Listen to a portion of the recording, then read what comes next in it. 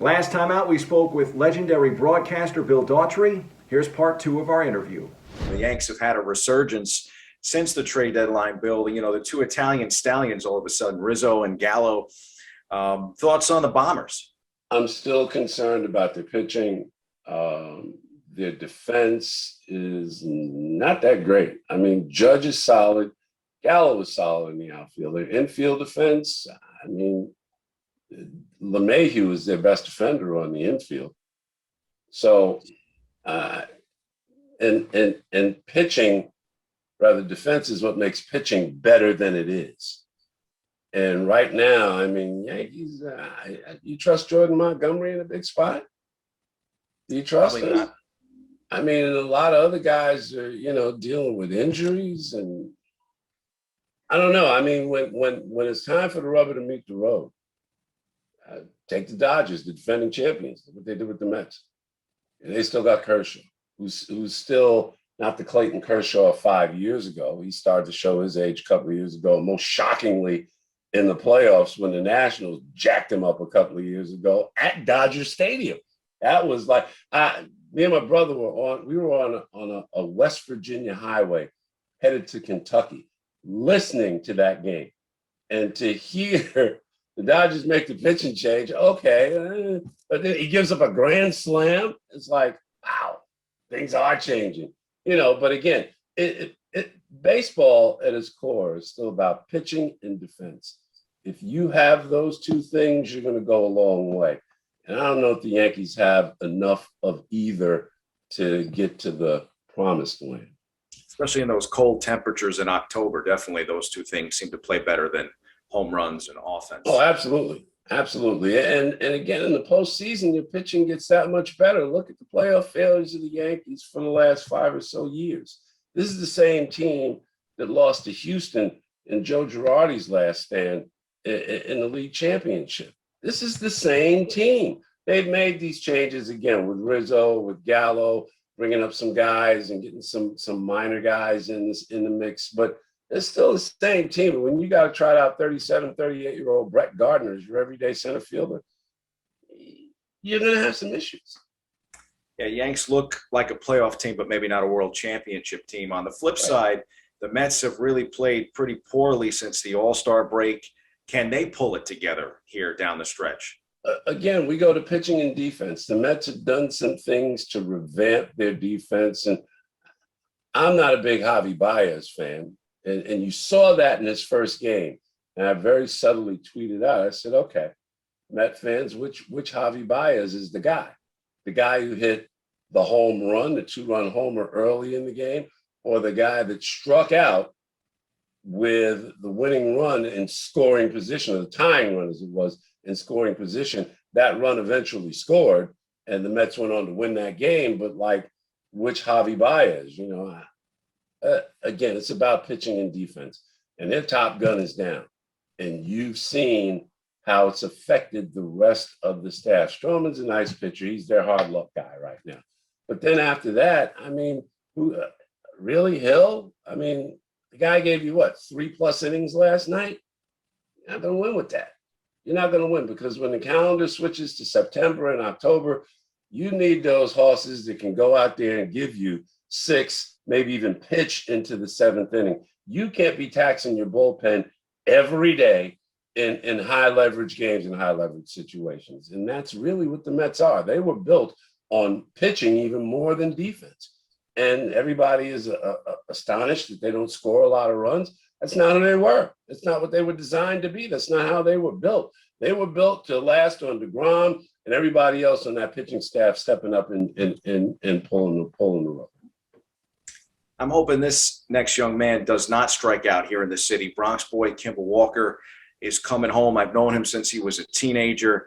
Can he push the Knicks over the top, Bill? Your best ability is your availability. Kimball Walker played in 48 games last year. That knee was a problem for him. When the Celtics needed him most, he wasn't available. Now the Knicks get him on, 2 years, $16 million or something in that range. I mean, that's going to become too much if he's not available to play. And I get the formula everybody's talking about. Give me Rose for 20, 24 minutes. Give me Kemba Walker for another 20, 24 minutes. I get it. They're two experienced guards, but they're also very different in how they go about what they do. Kemba is still that point guard that shoots. And Rose is that point guard who can shoot, but does it less now because he's at this advanced age. He's become a different kind of player. I mean, can the Knicks survive doing that? I don't know. Will they survive doing that? I don't know. This kid from West Virginia had an outstanding game on Monday night in Summer League with 26 points. 6'2" shooting guards don't get me excited. They really don't. I was going to ask you that, Bill, if you bought into the Summer League results because they were pretty good. They were 4-2. Here's what I took away from Summer League. I saw Quickly and I saw Obi Toppin. And Obi showed himself to be more of a slasher than a dunker, but he's a slasher who can dunk in the few games that I saw in Summer League. And Quickly, I like his progression, more of a point than a shooting guard.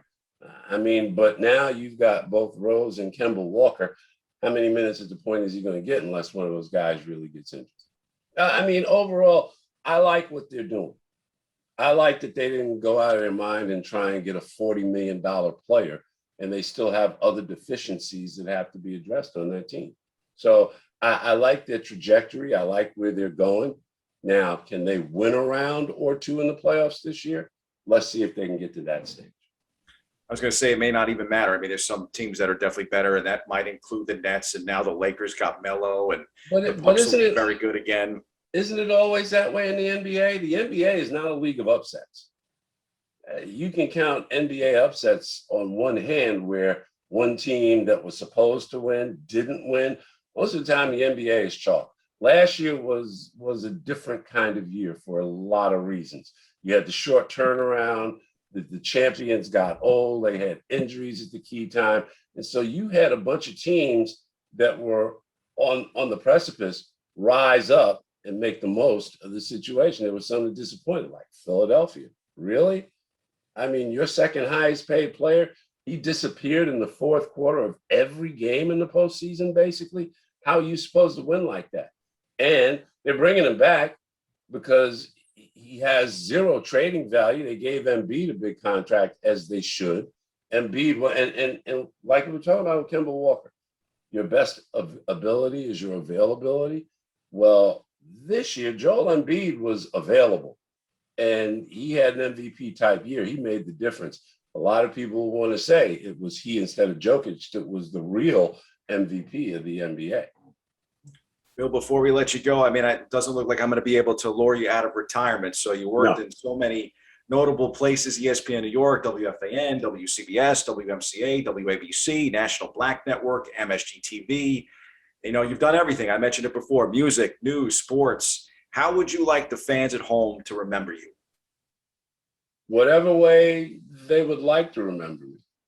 I mean, you know, I had my moments. I had high points. I had low points. I had embarrassing moments, which we won't go into here. But we had a lot of good times. We had a lot of good moments, and we were able to share space with some really great people, and hopefully they have a good memory along the way, and that's how they'll remember. Great stuff, Bill. Always great to see you. And I'm still going to work on trying to get you back on the air because I miss listening to you. Got to bring a big bag of money for that to happen. I'll work on it. Thanks again for the time. Thanks, guys.